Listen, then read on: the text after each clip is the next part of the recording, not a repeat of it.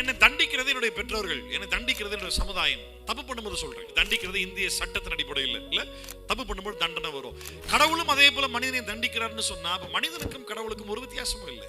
இப்ப கடவுள் மன்னிக்கிறார்ன்ற பேர்ல நான் தொடர்ந்து தப்பு செய்து கொண்டே இருக்கலாமான்னா, நீ தவறு செய்வதற்காக கடவுளுடைய மன்னிக்கல, நீ தவறு செய்யக்கூடாது என்பதற்காக உணர் மன்னித்தார். இயேசுப்பா நம்மளை மன்னிச்சார்னு சொல்லும் பொழுது இயேசுவினுடைய மன்னிப்பு நீ அன்னைக்கு அந்த நேரத்துல அங்க செஞ்ச பாவத்திலிருந்து மட்டும் உன்னை காப்பாத்தல.